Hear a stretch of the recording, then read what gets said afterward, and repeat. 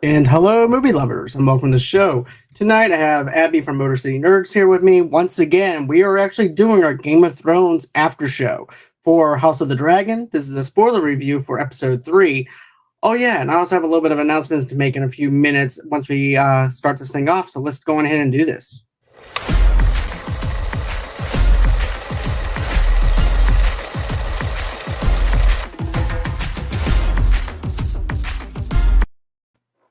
All right, and how you doing, Abby? I'm good. It was a good day. It got eventful, but it's a good day. That's always a good thing. That's always a good thing. Today was a good day in the words of Ice Cube. But but here's the thing that I need to talk about. Tomorrow night, me and the rest of my co-hosts are actually going to be on the Scene Invaders podcast, and that episode will get pushed out for Friday for a bonus episode. So if you want to hear us about what movies and TV shows mean to us as far as a certain episode of a TV show or a TV show in itself or a movie in itself that united people together, take a look at that. Also, too, we're also doing our 4-way battle of characters that are going to be facing off against each other and stuff like that. Also on their podcast, so it's going to be a fun night. It's going to be a fun night of us just goofing off and just having fun with the Scene Invaders crew. I cannot wait to actually talk with Dan and Brad and all the rest of the guys over at Scene Invaders. So go on ahead, give them a listen, and without further ado, let's go on ahead. Let's talk a little House of the Dragon tonight. So also, that's a great set of things to talk about. Just to put that in there, I like that. And thank you. I like that. But yeah, this episode. I mean, I know we're gonna get into it, but I do think that this was some of the coolest, including Game of Thrones, choreographed fights and dragon things that we've seen in Westeros at all. Like, definitely so good. Okay, so this is what I want to do first. I'm going to give you guys a little bit of synopsis of what the third episode entails. So this is called The Second of His Name. It takes place 3 years after the conflicts of the Stepstones region have escalated. Lord Corlys and Prince Daemon battle Corgus Dyer and his pirates without support from the crown, which remains neutral regarding the southern realm of their situation. So that's just a little bit of a small synopsis, but there's a lot to detail whenever it comes down to House of the Dragon or anything to deal with Game of Thrones. But, of course, now we're actually seeing an older Rihanna and Rhaenyra. Yeah, thank you. See, I call characters different names all the time. Oh, but yeah, Rhaenyra. So, yeah, basically Rhaenyra is actually showing a little bit of adolescence. She doesn't like the fact that, you know, her dad wants to marry her off to the Lannisters or anything, to Jason Lannister and stuff like that. And she wants to get married on her own terms, which is something that I do appreciate the fact that she wants to do and things like that. But as a king, as someone that's in part of royalty, she has no choice but to do that. But I like how he gets advice once again. And he goes, she has to be told, she doesn't need to be told that she needs to do it. We have to put it in her head. Look, I'm thinking that there might be, now I don't know, and I was saying this in my review, I don't know if I brought it up with us last week, but I definitely was getting a vibe of maybe Rhaenyra is gay or bisexual, and I just was like, I was thinking that too, but let me clear something up though with that. I just think it would be an interesting wrinkle if they did, because it would be like, not only did I like Alison Hightower, and then her betrayal becomes even bigger than just, but I'm also somebody who stands friendship. I think friendship is really important too, but it would also be like, not only do I want to choose who I marry, but I'm also just like, I'm not interested in that. And it's just strictly political, because eventually she is going to get married, but it's like, that would be I've thought that might be an interesting little way they went with it, but if they might not. Well, actually on the bonus features and stuff like that they have for the TV show, the producers and stuff actually came out and said, hey, look, that's not a relationship between them. And I thought the same thing. I thought the same thing too. I was shipping it the whole entire time. Okay. No, I've been avoiding the after, just so you know, I've been avoiding the after the show thing. So if I say anything out like that, then okay. I like that they're just friends then, because I think that's something that people underestimate. I think that the word friend should be taken more seriously than it is sometimes. Exactly. But let's rewind a little bit to the opening scene that we see. That was an intense battle scene at night with the dragons. I thought that here's the thing. Whenever it comes down to darkness and stuff like that within the show itself, sometimes it's good, sometimes it's bad. Sometimes you're not able to see everything and stuff like that because of depending on your TV and picture and stuff like that. For me, I couldn't really see that much, but Ooh, I but I I loved it so much, but this is another thing, and I know that I talked about this with you, but this is another showing of Damon being a master of PR. mhm. Like, even though this guy gets obliterated, we hear this soldier yelling, "Our prince, Prince Damon's here, Prince Damon's finally here." But it definitely was a little dark, and it definitely was. But I'll tell you what else though that I really liked was when you see the crabs eating one of the other soldiers and stuff like that.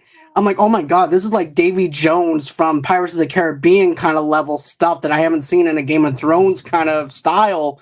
I'm like, that is very grotesque coming from them. And then also too, Oh yeah. I fanboyed over the dragons breathing the fire and then killing everybody at the catapult and stuff like that. I thought that was really cool cinematography on that part. Oh, You know, I thought there's that the shots out of the cave when they were showing the Mhm. fire going by was so cool. That's very cinematic. Those were beautifully shot. They really were. Also, yeah, the crab thing, that's what I was saying. I'm like, crab feeder's a pretty big nickname, and I think it's one of those things that you hear, but until you see it, you're like, "Oh, whoa, no, really gross, really bad. Don't like that." I think that I think it's a really good way to go. We're back in Westeros, yay, dragons! But then we go, "Whoa, this is brutal. We're still in this Mhm. brutal, rough world." Right, because this also brings up everything that happened in the course of the first two episodes with the fleets and stuff like that, with the ships. And now we're actually seeing how much of a danger this is after 2 years of war. Now it's actually 2 years now has passed. And I'm giving them a lot of credit because this was one thing that I was really worried about was the time jumps. And I think that and I complain about this all the time with things when it's like, don't spoon feed us like stupid little babies. And they are handling it very well with like just dialogue, just going like, oh, well, Hmm. it's second name day and it's this and it's that. And I do like the way that they're handling time jumps and and how quick they're moving. Exactly. That's how I feel though too about this though too. The time jumps is actually perfect, especially whenever you're wondering yourself as an audience, like, okay, how far along are we within this time period and everything too? Because they don't tell us how long we are or anything like that. So we Right. have to. So basically, we have to assume X amount of time has actually happened. But then once you see the characters having the dialogue, oh, it's been 2 years and the baby just got born. He's 2 years old. He's having his name. Then you also see, well, we have middle finger. Now we have little finger. Now we have middle finger. But I did, Otto, I was gonna say, but if people notice, I didn't realize I didn't realize and I should have that Damon says this in the throne room in the first episode when he tells the king, he goes, Otto's a second son. He won't get nothing. That's why he's doing this. And we noticed that Otto's older brother, who is the Lord of Hightower, is the one kind of pushing Otto to do stuff. And he's the one because to name your kid Aegon is a huge deal because of Aegon the Conqueror. You're really saying something with that. And when his brother is cheering, going, "Oh, all hail Aegon the second of his name, the Conqueror Babe," and cheering for him, it's like, "Oh, you're really pulling strings too over here." And I liked them showing that. same here. He's using him as a puppet to do his own bidding.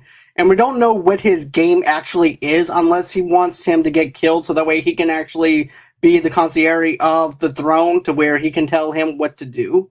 No, Oh, I'm not gonna get too crazy with you guys, but I think that I think that the High Towers kill the dragons.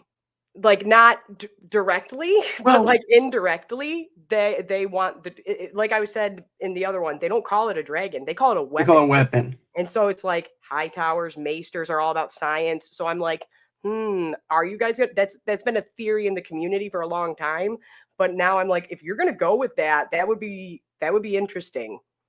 Well, don't forget though, too. Whenever Daenerys comes around, the dragons haven't been around in years or centuries, so it makes more sense for the dragons to go away. Because if don't forget though, too, we also have, uh, how do you say the king's name again? I Oh, keep on Viserys? Viserys. Yeah, every single time when you mention Viserys, he's always being proud of the fact that he has dragons and stuff like that too. It's like, look, dude, you're being too proudful on what you're doing. You need to slow your roll because just because you have a good defense, you need a good offense though too. Right. And I thought that it was very telling when throughout the episode, we have the first non-creepy Lannister twin come up, and in the very beginning, when he's like, "No, you look, it looks weak. You look weak." Then we have all the women sitting together under at the pavilion, and they're essentially saying, "No, we are at war, and your dad's just not doing nothing." I love polite smack talk; it's like my favorite, and so I love that. But we have them kind of saying, "Your dad's looking weak out here," and then we have the creepy Lannister coming up later on and saying, well, if you wanted more dragons, if I had that to offer, would you want it?" And he's like, are we weak? Do you think we're weak? So that keeps getting brought up throughout the episode that Viserys is looking weak out here. Right. Another thing though too is, you know how basically we wind up seeing his daughter winds up calling him out on his own BS, and he has that little smug look on his face. I'm like, ooh, she just hit him in the jugular with that. Oh, I love that. I love that back and forth, and I love that he didn't deny it. I love that he was like, "Nope, you're right." And she's like, "Yeah, you could have done the same thing. Why should I have to do something just because you didn't?" So I love that. I do too. And then of course we wind up, like I said, we wind up having this the 2-year-old son. He has his birthday. Of course, you wind up seeing Otto and his brother talking. He goes, this is actually the heir to the throne. He could actually be the next king. He goes, well, right now he's playing. He just ate oatmeal out of his with his hands. So I don't think he can do much. I cracked up laughing. Oh, I laughed at that. And then what was the other one that I literally laughed out loud at was later in the episode when Corliss's son says to his uncle, "You've been nothing but the master of complaints." I swear to God, I'm going to use that in the real world. "You've been nothing but the master of complaints." And I was, oh my God, I cracked up. And I loved that line too. And I'm not gonna get into too much, but him being 2 is also significant. But I'm just, like I said, that's just my nerding of Westeros coming out. Oh, same. And then we actually have the Stepstones with Thailand updates Rossie about the war. He doesn't even want to hear about it at all. He's like, "Look, man, I'm tired of politics. I'm tired of doing this. I just want to spend time with my kid." And because it's his second birthday. So I don't care about the war. I don't care about what's going on around me. I don't even care about if my daughter's going to marry anybody. All I care about right now is the name date. That's all I care about. Yeah, and I will say this: as much as I do think Viserys is a goober, but I think he's genuine. I think he genuinely loves his family. I think he genuinely loves his daughter. He genuinely loved his wife. Like, I think he just wants to have a nice day sometimes. But then it's like, you need to remember who you are. And I didn't really notice this until I rewatched the second and third episode, that he speaks a certain kind of way and I don't know if this is the actor's choice or the director, but either way, it's pretty awesome. When he speaks with Alicent Hightower alone or Rhaenyra alone, he talks one way. And then whenever anybody enters the room, his voice gets a little bit deeper and sterner, like he knows, but it's just like, well, I wish you did that on a bigger scale, my dude. Well, it's like he wants to show everybody who's boss, but at the same time, like when everybody talks to their family members differently, like I said before, when we had Damien and when we had that scene set up at the very first episode, we talk to our family in a different way compared to our friends. So therefore, he needs to show dominance over the people. Otherwise, if he talk to the people like he talked to family or whatever, it's just not going to work out. They're going to. And I just noticed it because it was like slightly done, and either way, I just wanted to give credit to it, and I liked it. And I did too. If Viserys was just actually holding it down and doing that on a bigger scale, you wouldn't be looking this way. I liked that sneaky because they're kind of not really name dropping him often, and I believe it's Lord whoever the Master of Laws is, and I'm going to get torn apart if I don't know, Lord Lionel, the Master of Laws. Who else is on the other guy on the small council? I believe that's his son who's got the jacked up foot, who comes up to the women to sit down. And I'm like, we got to remember, this is Game of Thrones still. That guy's not just going to sit with the ladies just cause. He's definitely sitting there collecting information for this and going like, oh, and it's like, you know how to play your role. You might have this disability, but you know how to use it. And I thought that was a really good way of going like, remember this world and sneakiness.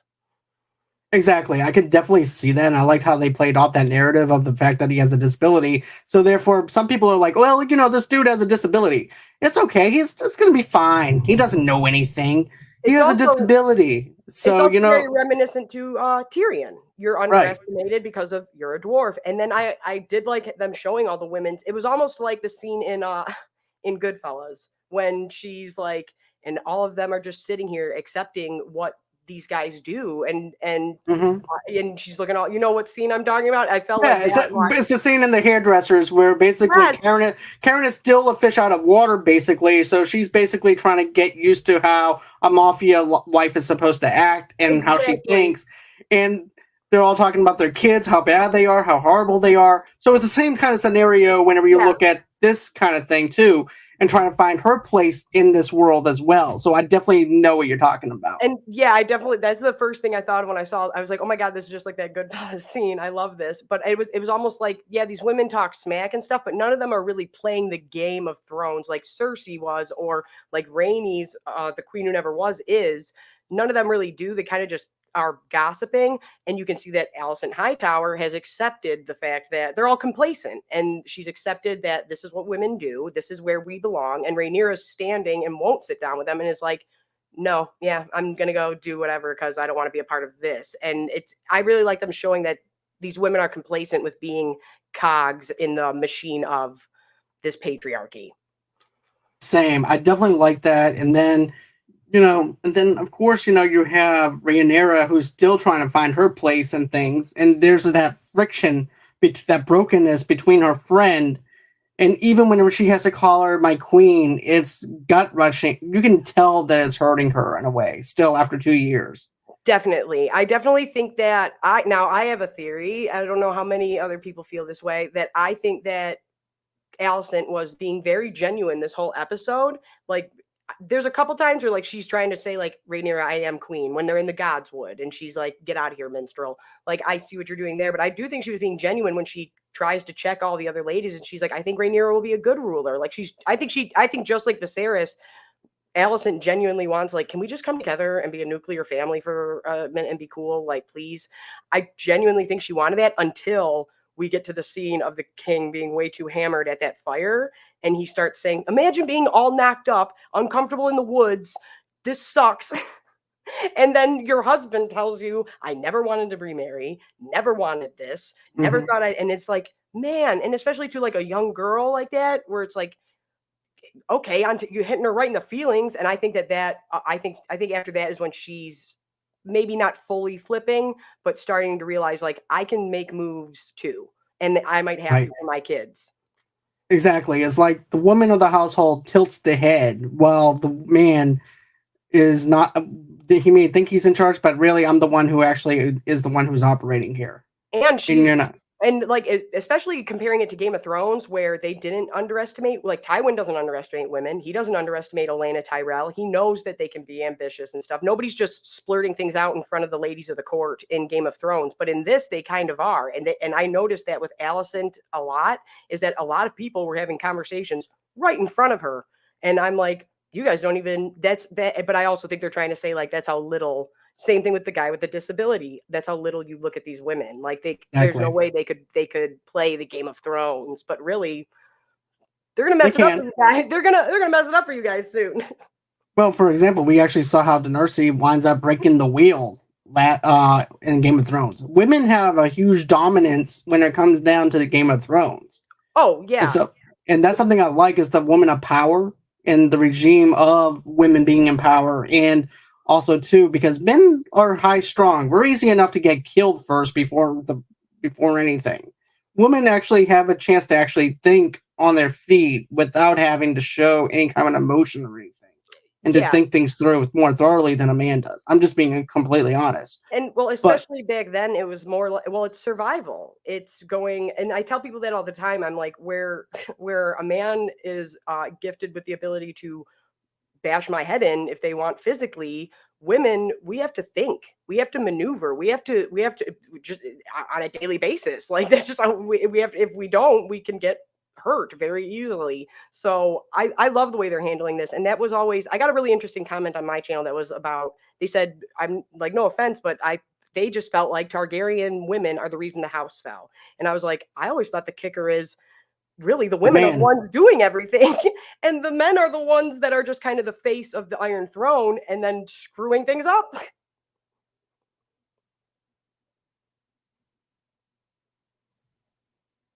Did I freeze for a minute? Oh God.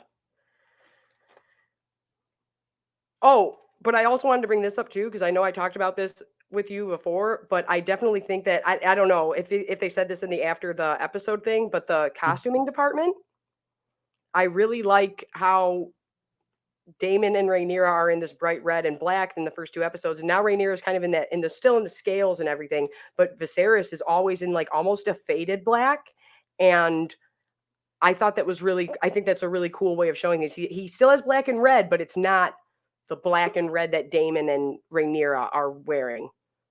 Did I lose you, or did you lose me? It's just the weather being wonky. But okay. No, I was just talking about, I didn't know if they brought this up or if it's a thing, but the costuming, where in the first 2 episodes, Rhaenyra and Daemon are in that bright red and that bright black, and then even more so, Alicent Hightower rocking that red, that means something. But also, Viserys is always, his black isn't as vibrant, and it's always, there's still black and red, but it's not as out Daemon there. and Rhaenyra's is. Right, because it's to show royalty and dominance over everybody is what it is. And I like the little details in the costuming and stuff like that. Now, as far as being part of the after show and everything, I don't know. I just watched that one little small thing because I happened to hear about it on another podcast. I'm like, okay, I'm going to have to check that out. So I just dived into like that little thing. I said, now from here on out, I'm not going to dive into any of the other after stuff because I like to go on my own ideas. Exactly. No, I feel the same way too. And then another thing that I liked, and this is just like symbolic. I mean, this had a lot of symbolic stuff. When you start throwing in white stags, we're getting real symbolic. But like when they show the gluttony and the feasts and all this going on at this birthday party, for lack of a better term, the royal hunt, and then we show what's going on with the crab feeder and how they're struggling. And it's like, I really liked that juxtaposition. I thought that was really cool. Because all this time I was like, okay, let's focus on the war now. I was like, I need to go back to where the war is being taken place. Because I'm like, okay, is this an introduction to a new Game of Thrones villain? Is this going to be like the Ice King? My mind was going all over the place whenever I saw the introduction to that whole entire thing with the crab and stuff like that. So I'm like, okay, is this a new villain that's coming in? And is this going to be the new baddie? Is Damien going to die? That was another thing too. Was like, is Damien going to die? And then all of a sudden that becomes all of a sudden that crab person winds up becoming the villain for this whole entire setup. That was my mind went all over the place. I was getting really nervous that I did not want the crab feeder to be the main antagonist. And I was like, I want this done by mid-season. I'm glad we're through it. I really am. But I loved the way they handled it, but I'm glad that we're through that as quick as we are. And then I totally just blanked on what I was going to say next. But there was something about the crab feeder. But no, I definitely like how they did the crab eater and stuff like that. And then the cosmetic makeup for the crab eater was just fantastic. It looked really ocean-like. That's it. And scaly. Okay, so then my friend hit me with this. I got to give him a shout. One of my very good friends growing up, Poncho. Me and him are both just freaks about this, so we text all the time. He texts me and says, because I thought we were going to get a reveal of exactly who the crab feeder was because he looked burned. And I was like, do you have a vendetta against Targaryen house? Because you look all burned, bud. He texts me and says, do you think it's grayscale? And I was like, shit, I hope it's not grayscale. But then I brought that up and one of my subscribers commented and they were like, yeah, but it seems as if the Targaryens don't really get sick like regular people. And I was like, oh my God, wait, that is a thing in the books. Like there's a whole plague that hits the east, but Daenerys is totally fine. And she's going around people with it and she's totally good. So I don't know if they're going to touch on that a little bit, but I was like, please don't let this man have grayscale. Please don't let Daemon have grayscale. I refuse to acknowledge it. Remember though, Lord Friendzone had that. That's what I call him. I call him Lord Friendzone. But yeah, Lord Friendzone actually had the grayscale, and we saw the implications of that being played out in Game of Thrones. So I didn't think about that at all. I was just like, okay, Damien is coming over there to wreck their world because number one, they're hiding in the cave. Yep. And and then he beats the heck out of the other guy who doesn't even want it. They're all turning against him. Yeah. So then after you see that one scene, he winds up rowing the boat because there's no more help that's going to be coming because of that letter. It reminded me of a cutscene from a video game with that when he's rowing in there, and then you have that dialogue being played out, and then you see him go over there. He's waving the flag. I'm like, no. I said, dragons are going to wind up burning the hell out of this guy. That was my first intention, but I like how the tension is not solely focused on the dragon right away or anything like that. It's a slow build up to the dragons, to that war where everybody's coming in at one time. So I knew it was going to come, but I just didn't know when. And I like that slow build to it. See, my thing was, okay, the sword that Daemon has is Dark Sister, which is my personal favorite Targaryen weapon. So I was like, don't you dare put Dark Sister down. I was like, don't you dare put Dark Sister down. We don't do that. And then when he came up with the dagger and did that run through, I was like, this is sick. This is so sick. It was so well done. But of course, we all knew he wasn't surrendering. And it was just to draw them out. But I was like, I thought that was, I want to know if Matt Smith ran across that sand. Because he probably did. I don't know if it was him, a stuntman. I don't know the last time anybody ran across sand, but that shit's hard. And he was especially in metal, especially in armor. Right. And he was booking it. He was going so I was shocked. I was like, man, you are giving Tom Cruise a run for his money right now. Exactly. But you know what this also reminds me? D-Day in Normandy, where you have that Saving Private Ryan type of feel to this. And my part of me was like, oh my God, is Daemon about to go ahead and actually forfeit? I'm like, no, there's more to Daemon than that. He's too smart to do that. I'm like, then I see him waving the flag, and then I'm like, I know what you're doing. I know exactly what you're doing. You're drawing them out. I'm like, okay, I got you. It was so funny because at the end of the episode, my mom just leans forward and goes, I see why you like Daemon now. And I was like, what? Did you just think I was a psychopath? I was like, geez. I was like, thanks, Mom. But I really loved this is what I mean when I'm like, especially in this time, the reason like Robert Baratheon was so loved was because he was so loud and he was good on the battlefield. He knew how it looked. Daemon knows how it looks. You normally don't want to smash in an envoy's head. That's bad. But to him, it's like also when Corlys yells at his brother, he's like, I don't want a mutiny. Not only do I not want a mutiny, you know who just pulled up and you know what's going to happen. But by Daemon, and I personally think that Viserys knew Daemon will do something reckless and this could possibly get him killed. And then I'll be done with the Daemon problem. That's kind of what I think. But I think Daemon was just showing them like, okay, smash your head in. Remember, all of you remember who I am. And now watch me go and pull the Michael Jordan of fights on the beach now and like a boss. And it's same thing with, do you really think he needed to saw a man in half? No, but he knows how that looks. And he knows that when all these soldiers and all these common folk go back home now that it's over, they're going to tell everybody what they saw. They're going to tell everybody what Daemon did and how epic it was. And it's like, that's a big deal back then. It's all word of mouth. Exactly. And I think that was actually a perfect way to actually end that episode with a huge action sequence of that slow build to that, which I appreciated. Everything else to me just seemed like a little bit of a side plot and a subplot in a sense to get to that point. But the reward is so much better and better served that way, though, in my opinion. I feel like that we earned that right to have that payoff at the end. Versus it going, because sometimes I'm like, okay, did I actually earn that payoff at the end of something? Or was it just given to me on a platter? It's like, here you go. Here. Right. It's for you. And I got nervous. I mean, I when they first announced this, I was like, I don't want just spectacle. Don't just throw dragons at me to throw dragons at me. Where I know I joke and say stuff like, I was like, there are going to be dragons in your dragon show, right? Like I joke. I remember that. Yeah, like I joke around about it, but I'm like, no, I get it, but I just didn't want them to go dragon, and not have the story as much. So I do appreciate what they're doing and everything. And I did like the stuff with Rhaenyra killing the boar, and then we have Viserys killing something that's being held down. That's what another thing. Like people are going to go back and remember that. They're going to remember, like, remember when we had to hold that stag down, and while he stabbed it, and he could barely have the stomach for it. And then it's like, and then we see the daughter come back, bloodied, carrying her own kill with. She came out like a boss. Yeah, and that was sweet. And I was like, oh, okay. And I was like, that speaks volumes. And I'm not going to get into it, but I'm sure like seeing the white stag is a big deal in fantasy, King Arthur. Yep. That's a big thing. And you never want to kill the white hart. You always just want to touch it and let it go. And the fact that it showed itself to her is a big deal. But yeah, we don't have to go down the King Arthur rabbit hole. No, because I can go down that rabbit hole too. Believe me. But the thing that I like, you know how you were mentioning to me about women, about how they're women of power in Game of Thrones and House of the Dragon?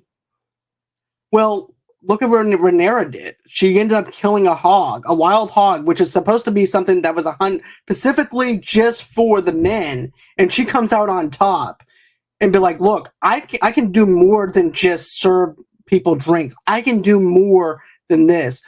And that's what she did. She's like the black sheep of the family. She's coming up now. And then of course you also have her knight that she actually had. And you know what though? I want to see them two to get together. That's what I want to see. Okay. I don't want to spoil nothing. I don't want to spoil nothing. I'm like, I'm not going to spoil nothing, but I'm because like, so I'll tell you why. For Kristen Cole, you're a cutie pie, but I'm watching you. I see what he's doing. I see.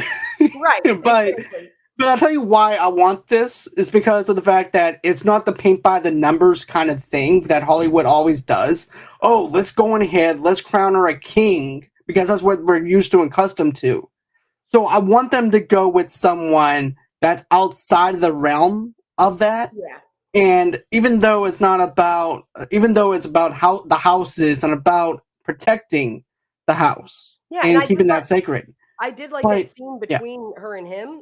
And when he says, well, I thought it was very telling when she says, do you think that they'll ever accept me? And he says, I have no choice. But when they're walking before that and he says, a lot of people would want to switch places with you. And she's like, yeah, until they realize what I have to do. And she's kind of complaining. And then he says, well, before you announced me to the Kingsguard, we weren't that big of a deal. Like I owe you everything. So I really liked that conversation between those two. I thought that was I like that a lot.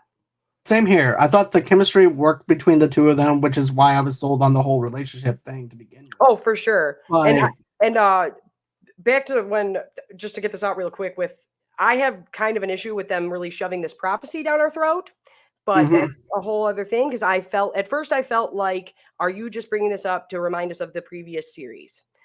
And I want this to stand on its own. That's all. But now I'm like, remember what Melisandre says. Prophecies can be fickle things. The prophecies drove the Mad King. Well, the Mad King was already crazy, but drove him even more crazy. There's been several other Targaryens that have been drove crazy through prophecies. So I was like, oh, is this going to be a part of that? Is Viserys is going to really start obsessing about this to the point of I'm not okay? On top of what you were saying, where we think the Maesters are doing something to the Iron Throne, like. I still think that, even though they didn't even point that out. I'm glad they didn't hit us over the head with another thing that he's doing with that. I'm okay. Well, now outside of the Maesters, I think those midwives are up to something. It seems like all of us are just being like conspiracy theorists. It's like, okay, the Maesters are up to something. Now the wives are up to something. Right. But the midwives really, I really noticed them staring at Alicent Hightower. I mean, and you'd be worried about the royal family's pregnancy, of course. But it's just the way that they're looking at each other and stuff like that. I'm like, and that's when I call the Maesters sneaky rats, I'm like, these are the people that are birthing your children. These are the people, and you go to the hospital, if something happens, you listen to the doctor, right? And you go, okay, we don't know. Maybe, do you guys have something to do with issues happening is what I'm saying. And so I'm like, I don't know about those midwives. I don't know. And you guys are around that air a lot. But I also thought that it was strange that I like that they don't say it's weird when he offers for Rhaenyra, when Otto Hightower says you should have her marry Aegon. They don't bring up the fact that them being siblings is weird. He brings up the age being weird because that's what I've been waiting for. I'm like, are we just going to keep ignoring the fact that this baby is 2 years old? Yeah, well, yeah, that. I was glad that he said that, but I was like, we need to acknowledge the fact that family marries family here. And it's gross, but they do it, and that's normal to them. So I didn't understand why he was going. I did like that they didn't say that was the weird part. I like that he was saying the age is the weird part because Targaryens are weird, and they're all about the incest life. Yep. And get this, I even have it in parentheses, weird, for my notes. Right.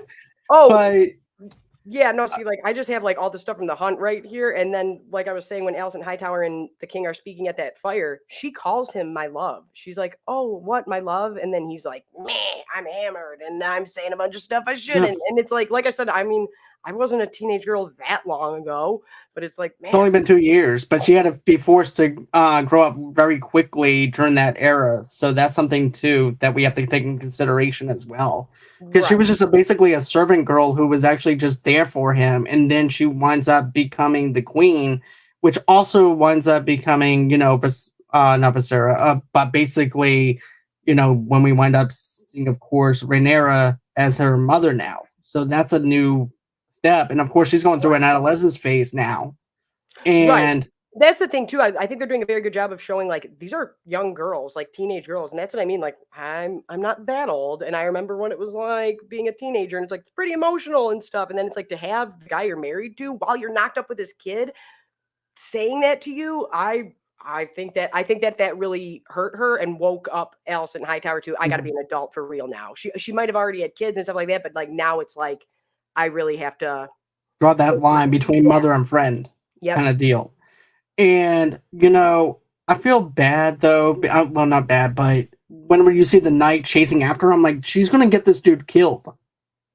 Because that was my other instinct was, the king is at a place where he could probably get killed, like out in the open and stuff like that. And a matter of fact, we actually see that in season 1 of Game of Thrones, where we wind up seeing the king get poisoned. So my thing is this. I was thinking the whole time, well, you have the knight who's supposed to be protecting your father, who you actually appointed him as the heir to protect him, and here you are doing foolish stuff and making him run after you when he could have either your father could die or the knight that you are making him serve to protect your father to die. That's true, and I wish that they would show more of the members of the Kingsguard because I feel like we're focusing a lot on Yeah, Christian Cole as if he's the only one hanging out. But I have in my notes from earlier in the episode, he don't know where Rainier is at. And I'm like, why doesn't anybody know where the member of the royal family is? There should be somebody with a member of the why don't you know where she is? So I was well, like, this is the second time that she's yeah. gotten out. And that's why I was like, is that why you gunned it after her this time? Because you didn't want to be like, oh, I misplaced the air again. So I was like, is that why you went so fast after her? But I Right, really do want them to show more of like the other Kingsguard got to start getting salty with him, right? Like he's pretty chummy with everybody, exactly. It and I'm seems like sure they all everybody, are. yeah, everybody's their buddies and stuff like that. And then, I like how basically you have one of the Lannisters offering the hand of marriage and stuff like that, and you wind up seeing not Venera, you know who I'm talking about. Yeah. No, I can we just talk about the fact that twins run in families? So we already Yep, got Jamie and Cersei, and now we have Jason and Thailand, yep. and I really like that. But I also like that they're identical twins because you can do a lot with that. Like I'm sure in the Game of Thrones world, having somebody identical, and if anybody read the books, you know all about like the fake Arya that's running around, and that's not even a twin. She just has the same features, and they're passing her off. So it's like if you have an actual twin, you could do some really interesting stuff with that. Definitely. I can't wait to see more of what we're going to be getting into as far as the Lannisters go and things like that. So it's definitely things are actually picking up a lot better in episode 3, even though the first 2 episodes were really good. This was the one that set everything up, in Oh my opinion. But other than that, though, I loved it. I'm loving where things are going with it. I can't wait to see more of this. Basically, we're actually almost at the halfway point almost because we actually have 10 episodes and the last episode is going to air on October 23rd. Oh wow. God, it's already September. No, I can't I really feel like they've done such a good job putting so much into 3 episodes already that it's just like I'm geeked. I really am. And because at first I was giving it flack because there's a lot of setup to the Dance of Dragons, which is going to be the main conflict, which is the civil war between the Targaryen family, which we are setting up for. I didn't know that we weren't getting that full conflict until season 2. So I was kind of worried, like how much and what are we going to focus? There's a ton of Westerosi history, like the Stepstones and everything like that. But I was like, okay, so which parts are we going to be focusing on the most? And I was but now I'm not worried at all. I'm thoroughly entertained. And outside of being a Westeros freak, I think this is really good. I I do think it's really too. well done. And let me just say this. I don't know if you saw the tweet that I actually put out, though, but it had Tony Stark and basically said the Targaryens have been banging for centuries. That's how Dad did it, and that's how that's how Game of Thrones did it, and that's how we're gonna do it. No, but yeah, this was the thing too. Like, especially, and I mean, I talk about this all the time, but like when they announced Corlys Velaryon, and everyone was like, "Oh my God, he's black." I was like, "Well, one, I have an argument for why that's a good idea, but two, I'm like, so banging your family, we're all cool with that." I was like, "We're all fine with that." But that's where the idea for me to do that quote came from. Yeah, but I'm like, yeah. God forbid we have a biracial family on screen, but if sisters and brothers marrying, fine. Uncles and nieces marrying, we're cool with it. What planet am I on? But then I'm like, God, the only people upset about that are stupid. And I'm loving Corlys. I think he's Me too.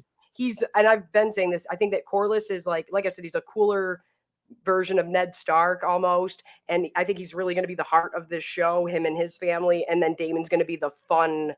He's like Scar from The Lion King. Right. Are you supposed to love him and what his morals are? No. But is he a fun character to watch? Hell yeah. Definitely. And I like how he draws that line in like the last episode. Even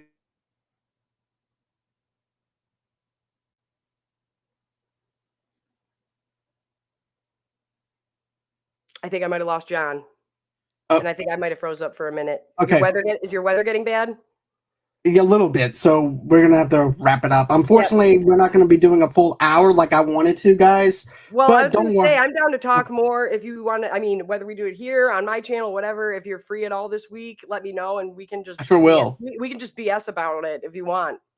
Hey, I'm fine talking some House of the Dragon. To be honest with you, I could talk about this for hours. And we got pushed back the first week because of COVID. We got pushed back the second week because of my power, and then Labor Day. And so it's like, and now life happens, right? But I'm just like, yeah, if you want to just BS about it, just let me know whenever you have free time.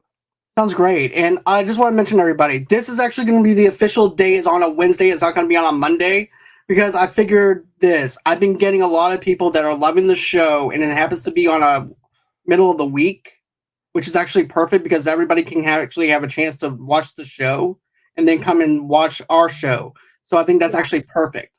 And I just want to mention this. I just published the spoiler review on the audio podcast. If you don't have time to watch it on YouTube, it's on the audio podcast on the go. I just published it today. I just got done. Matter of fact, I just got finished editing and everything about an hour or two ago and published that. Yeah, you've really been cranking it out. I've been trying to. Like you've been editing for like 48 hours straight. I swear to God, I'm like, every time I open up an app, I'm like, geez, John's editing again? Or has he just never stopped? I just never stopped. But one time I didn't stop editing until like 1 o'clock in the morning once. Oh. You know, and then I got up for work at 5:30. Oh my God, man. Yeah. Jeez. Yeah. And I definitely do think that I definitely think a lot of people are tuning in, but personally, like people that I've been talking to, a lot of them have been watching it either on Monday or later on, or they wait, or a few of them were like, I'm going to wait till a couple episodes are out. And then. Which is understandable. You can actually digest it. Right. Watch it the way you want. Yeah. But yeah, no. And then what time are you on with Scene Invaders? Well, with Scene Invaders is not going to be a live show. It's just going to be audio only. Oh, okay. So basically, we're going to shoot it tomorrow night, and then Dan told me that it's going to be.